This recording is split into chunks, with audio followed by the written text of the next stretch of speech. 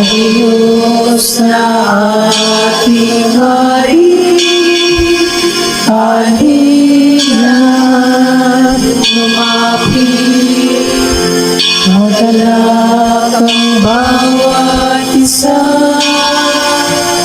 Narito ang pag-ibig niya, ang pag-ibig na tunay at walang kabantay, sa ating Kanya ibinigay. Halina't magsiawit at magbigay papuri sa Diyos na ating Hari. Halina't lumapit sa Diyos na ating Hari. Halina't lumapit, bayan na pupulis. Sa ngalan ng Ama at ng Anak at ng Espiritu Santo, Amen. sumainyo ang Panginoon. At sumaiyo rin. Mga kapatid, aminin natin ang ating mga kasalanan upang tayo'y maging marapat gumanap sa banal na pagdiriwang. Inaamin ko. Sa makapangyarihan Diyos at sa inyong mga kapatid, na lubha ako nagkasala sa isip, sa salita, sa gawa, at sa aking pagkukulang. Kaya isinasamo ko sa mahal na Birhen Maria, sa lahat ng mga anghel at mga banal, at sa inyong mga kapatid, na ako'y panalangin sa Panginoong ating Diyos. Kaawaan tayo ng makapangyarihang Diyos, patawarin tayo sa ating mga kasalanan at patnubayan tayo sa buhay na walang hanggan. Amen. Panginoon, kaawaan mo kami. Panginoon, kaawaan mo kami. Kristo, kaawaan mo kami. Kristo, kaawaan mo kami. Panginoon, kaawaan mo kami. Panginoon, kaawaan mo kami. Manalangin tayo. Ama naming makapangyarihan, dinggin mo kaming dumadalangin, kaisa-isang blas na iyong martir, upang ang kapayapaan at pagkakasundo ay makamtan namin araw-araw. At sa iyong paglingap, sumapit nawa kami sa walang maliw na buhay, sa pamamagitan ng Jesucristo kasama ng Espiritu Santo, magpa sa walang hanggan. Amen. Ating pakinggan at pagnilayan ang pagpapahayag ng salita ng Diyos.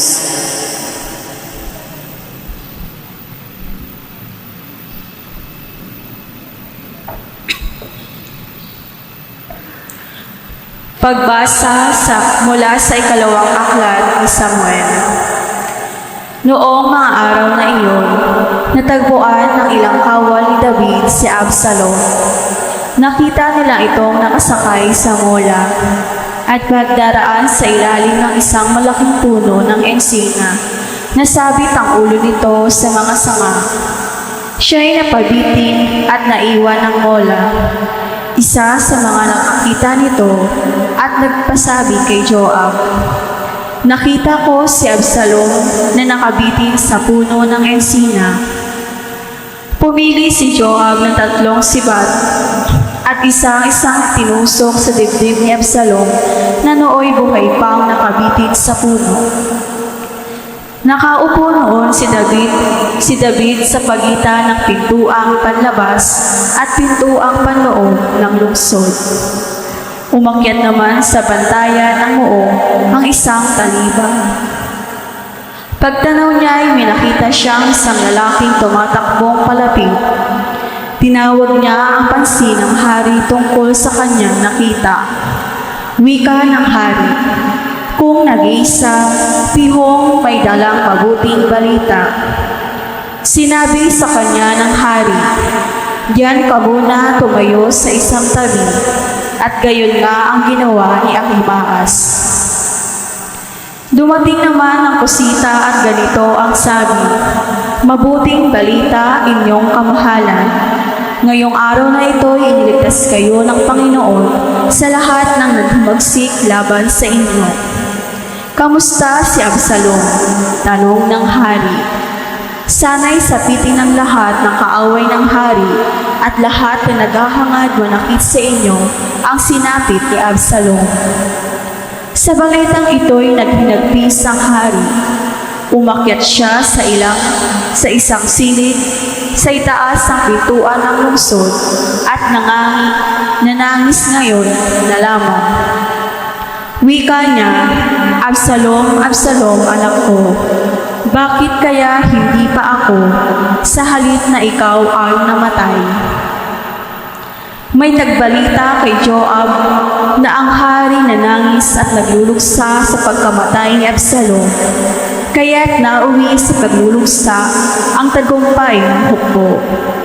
Nabalitaan ng mga tao na labis dinamdam ng hari ang nangyari sa kanyang anak, kaya't lihim silang pumasok sa lungsod para silang mga kawal na nahihiyang pakita sa madla dahil sa pagkatalo sa labanan. Ang salita ng Diyos. Salamat sa Diyos. Poon sa aking dalangin, ako sana'y iyong dinggin. Poon sa aking dalangin, ako sana'y iyong dinggin. Sa aking dalangin, ako'y iyong dinggin. Tugunin mo poon ang aking pagdaing. Ako'y mahina na't wala nang tumingin. Yamang ako'y tapat, ingatan ng buhay. Lingkod mo'y iligtas sa kapahamakan, pagkat may tiwala sa iyo kailanman. Poon sa aking dalangin, ako sana'y iyong dinggin. Ikaw ang aking Diyos, ako'y kahabagan. Sa buong maghapoy siya'y tinatawagan. Poon ang lingkod mo'y dulutan ng galang, pagkat sa iyo ako tumawag. Poon sa aking dalangin, ako sana'y iyong dinggin. Magpatawad ka at napakabuti sa dumadalangin at sa nagsisisi. Ang iyong pag-ibig ay mananatili. Pakinggan mo poon ang aking dalangin. Tulungan mo ako, ako'y iyong dinggin. Poon sa aking dalangin, ako sana'y iyong dinggin. Magsitayo pong lahat at magbigay galang sa mabuting balita.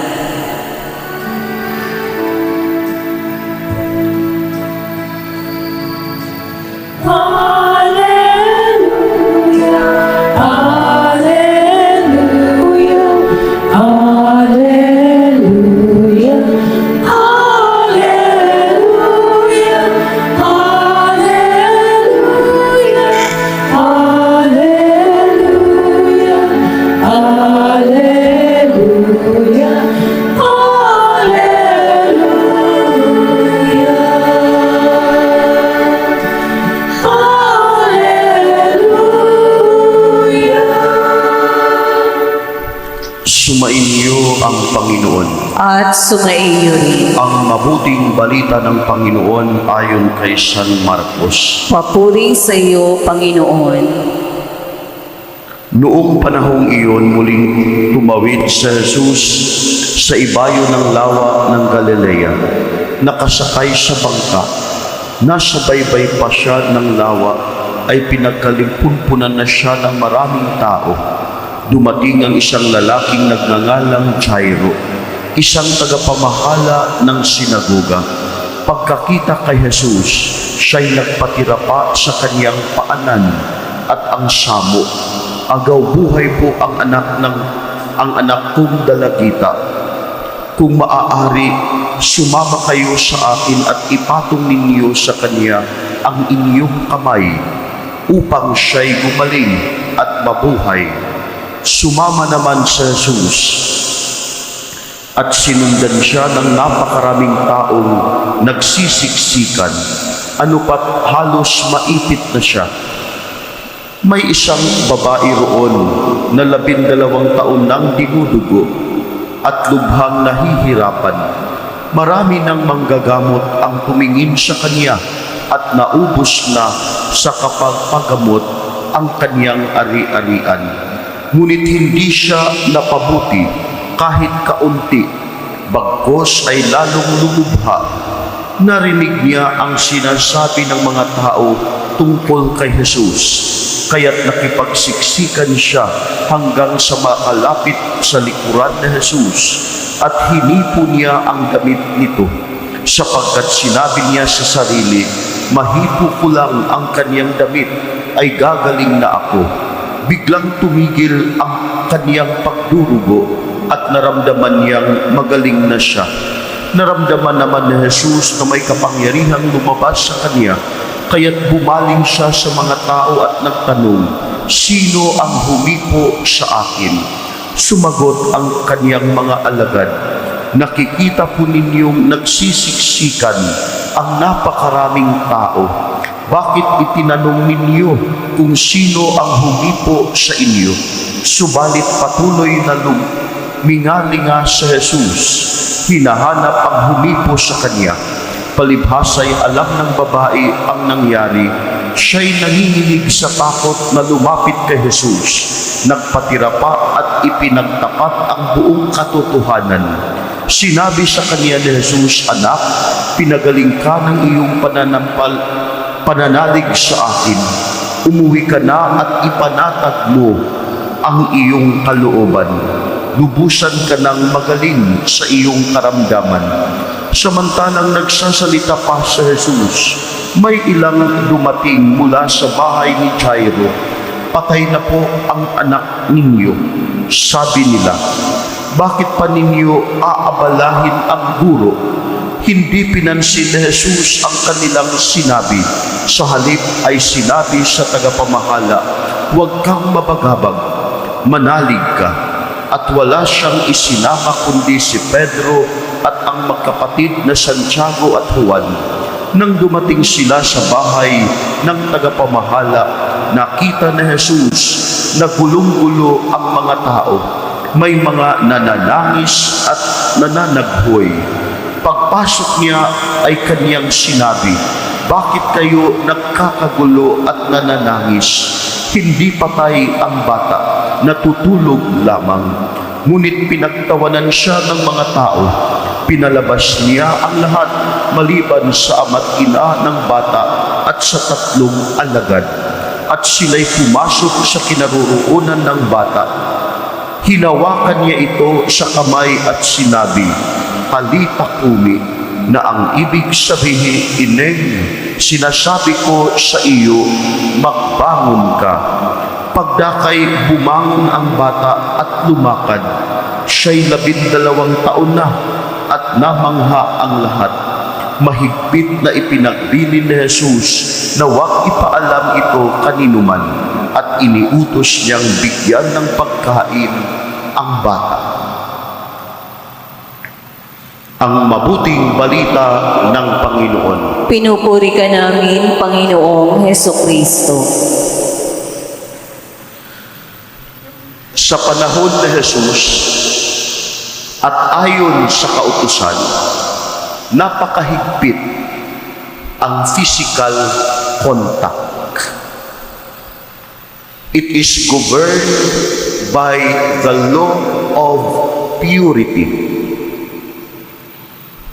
Lalo't higit ang mga taong may sakit sa balat, ang mga taong may sakit related sa paglabas ng mga dugo, at ang mga patay na.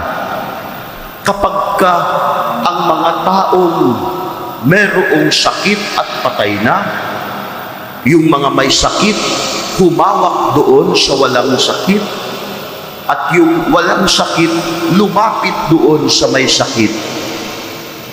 Considered na yung tao impure, marumi. Kaya bakit ho hinayaan ni Jesus itong babaeng matagal na nagdurugo, 12 taon, na humipo sa laylayan ng kanyang damit that would make Jesus impure.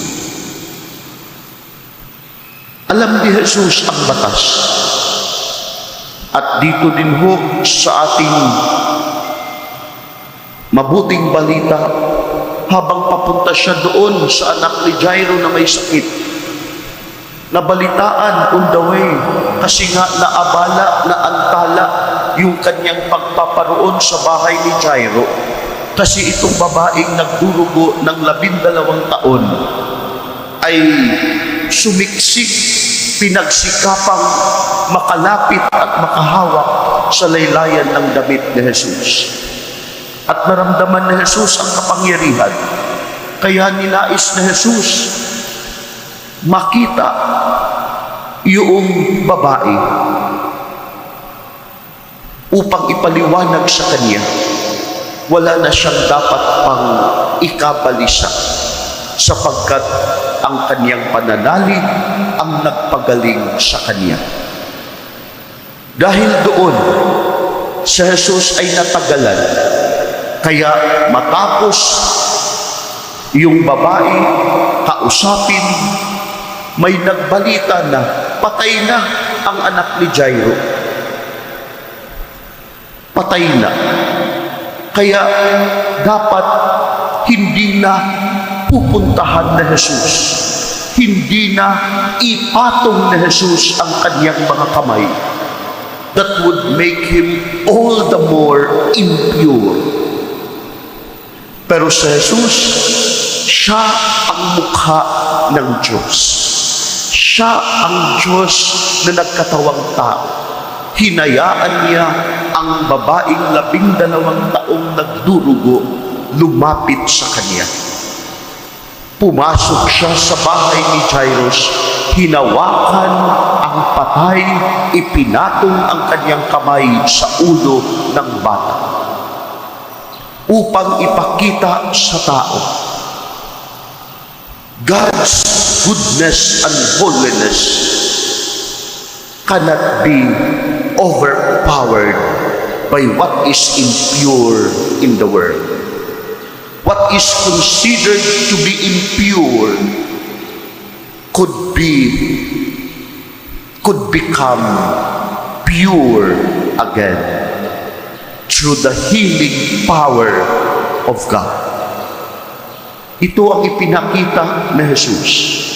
Hindi ako ang magiging marumi, bagkus ang mga taong marumi na lumalapit sa akin ay lilinisin ko. Hindi ako ang mahahawaan. Sila ang mahahawaan sa aking kabanalan at kalinisan. Ito ang ating dapat matutunan at dapat tandaan. Sa panahon na tayo ay nagiging impure, hindi sa mga sakit, kundi sa bawat pagkakasala, nariyan ang Diyos upang ipanumbalik sa atin ang pagiging malinis at upang makapagsimula tayong muli sa buhay. Gaano man kalaki ng ating kasalanan, gaano man tayo karumi sa buhay, kapag katulad ng babae, magsumikap tayong makalapit kay Jesus, umamin sa ating pagkakasala, biyaya ang ipagkakaloob sa atin.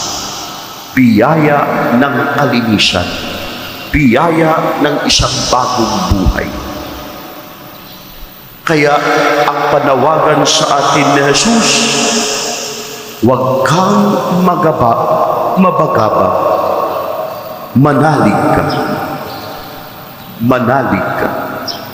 In moments that we have committed sin, manalig ka. God will give you a new beginning in life. Amen. Ngayon ho ay kapistahan ni San Blas. Gagawin ho ang panalangin para sa mga may throat problem. Pipila ho sa gitna.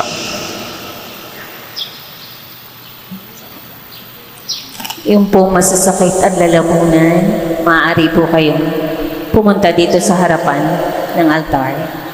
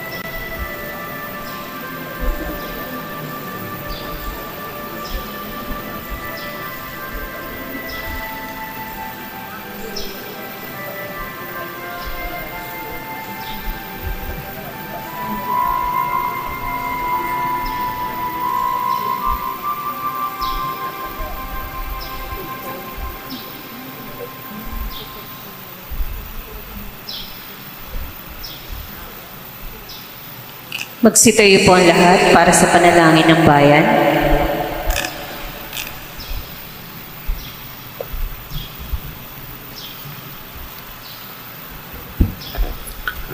Kalakip ang buong pananalig habang nananalangin tayo ng may pananampalataya sa Diyos Ama na tutugunin niya ang ating mga mithiin ng may nag-uumapaw na kabutihang loob. Iluhog natin sa Kanya ang ating mga panalangin. Panginoon, dinggin mo ang aming panalangin. Panginoon, dinggin mo ang aming panalangin.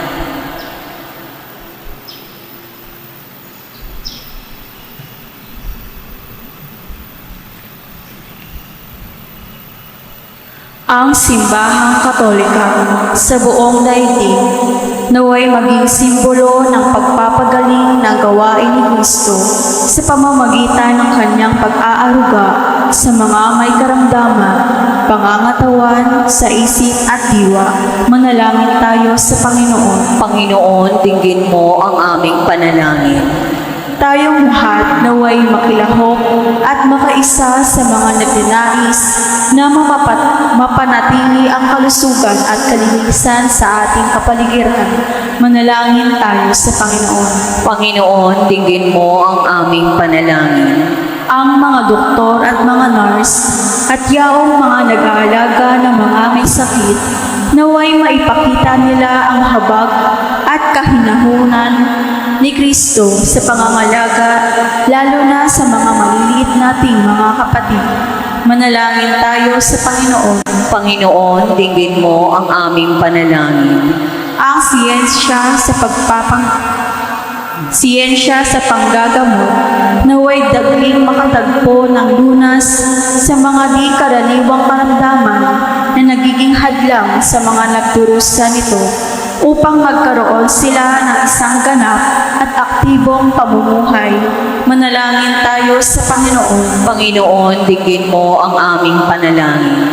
Ang mga nagluluksa sa kamatayan ng kanilang anak, naway makatagpo ng kasiyahan sa pamamagitan ng kanilang pananampalataya sa habag ng aming mananakop. Manalangin tayo sa Panginoon. Panginoon, dinggin mo ang aming panalangin. Sa ilang sandali ng katahimikan, idalangin natin ang ating mga pansariling kahilingan.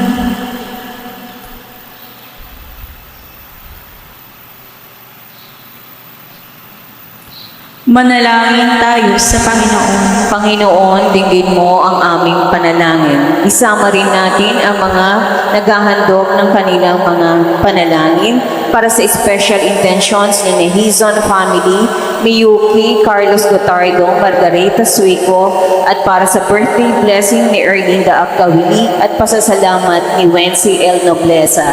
Manalangin tayo sa Panginoon. Panginoon, dinggin mo ang aming panalangin. At para sa fast recovery and complete healing ni Napipa, Manuel P. Vidal, Medwin Hayahay, Evelyn Tan, at para sa pangkalahatang kagalingan sa lahat ng mga may sakit at pangkalahatang proteksyon at patnubay sa mga intercessory prayer warriors, manalangin tayo sa Panginoon. Panginoon, dinggin mo ang aming panalangin. At para sa ikaluluwalhati ng kaluluwa ni Joey Certesano Lucas, Delano Sakop, Felix Ebarbia, Julita, Oscar, Hayden Matthews, J. Mark Ray, Mobito Marilu, Christy, Araceli, Mirasol Makasadya, Aurelio, Yolanda, at para sa ikaluluwalhati ng lahat ng mga kaluluwang biktima ng abortion at sa mga kaluluwang naghihirap sa purgatorio at higit lalo sa mga kaluluwang walang nakakaalala at nangangailangan ng iyong awa, manalangin tayo sa Panginoon. Panginoon, dinggin mo ang aming panalangin. Ang lahat ng ito ay hinihiling namin sa ngalan ni Kristong aming Panginoon. Amen.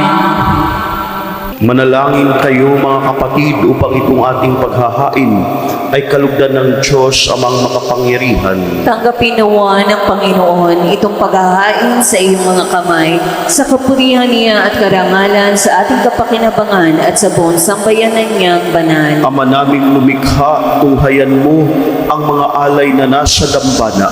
Ngayong kami naghahain para kay San Blas ay magunita sa ikapagpapatawad ng aming mga kasalanan at sa ikatutupad ng aming pagsamba sa iyong ngalan. Sa pamamagitan ng Jesucristo, kasama ng Espiritu Santo, magpa sa walang hanggan. Amen. Sumainyo ang Panginoon. At sumaiyo Itaas sa Diyos ang inyong puso at diwa. itinaas na namin sa Panginoon. Pasalamatan natin ang Panginoong ating Diyos. Marapat na siya ay pasalamat. Ama naming makapangyarihan, tunay ngang marapat na ikaw ay aming pasalamatan.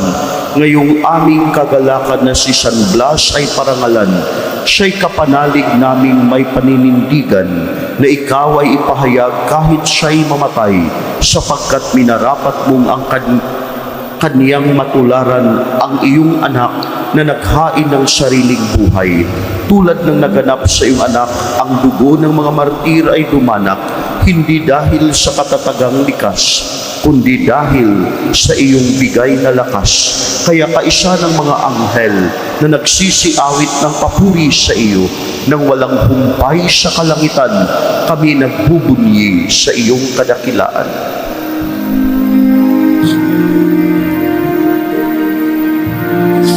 Santo, Santo, Santo, Panginoon Diyos ng mga hukbo, napupuno ang langit at lupa ng kadakilaan mo. Hosanna, Hosanna, Hosanna sa kaitaasan, pinagpalang na paririto sa ngalan ng Panginoon. Hosanna, Hosanna, Hosanna sa kaitaasan. Hosanna, Hosanna, Hosanna sa kaitaasan.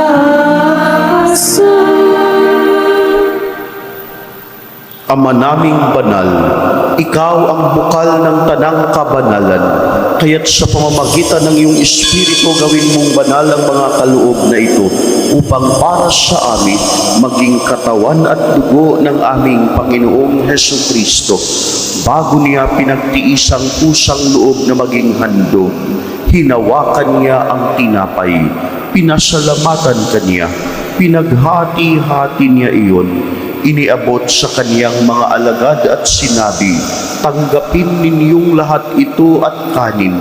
Ito ang aking katawan na ihahandog para sa inyo.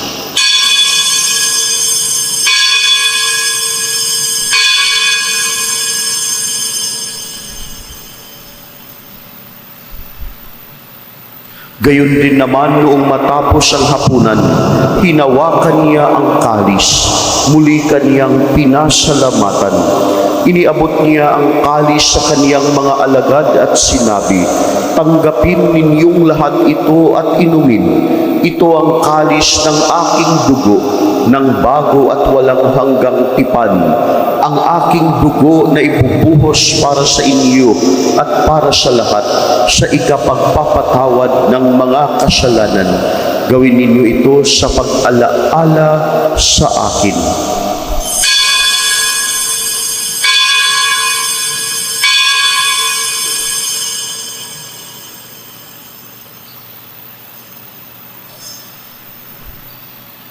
Ipagbunyi natin ang misteryo ng pananampalataya. Si Kristo'y namatay, si Kristo'y nabuhay, si Kristo'y babalik sa wakas ng panahon. Ama, ginagawa namin ngayon ang pag-alaala sa pagkamatay at muling pagkabuhay ng iyong anak. Kaya't inialay namin sa iyo ang tinapay na nagbibigay buhay at ang kalis na nagkakaloob ng kaligtasan. Kami nagpapasalamat dahil kami iyong minarapat na tumayo sa harap mo para maglingkod sa iyo. Isinasamo namin kaming magsasalo-salo sa katawan at dugo ni Kristo ay mabuklod sa pagkakaisa sa pamamagitan ng Espiritu Santo. Ama, lingapin mo ang iyong simbahang laganap sa buong daigdig.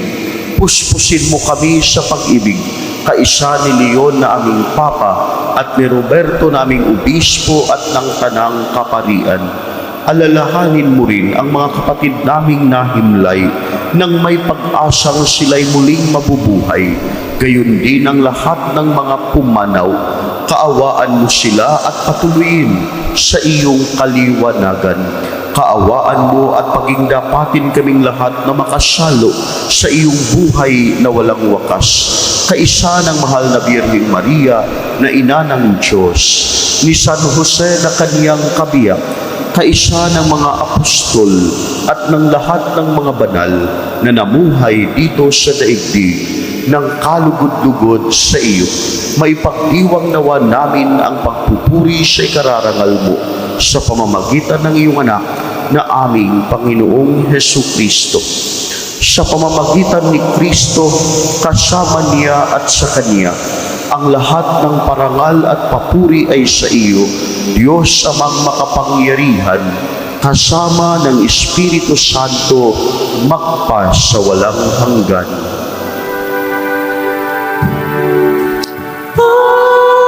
Amen, Amen, Amen.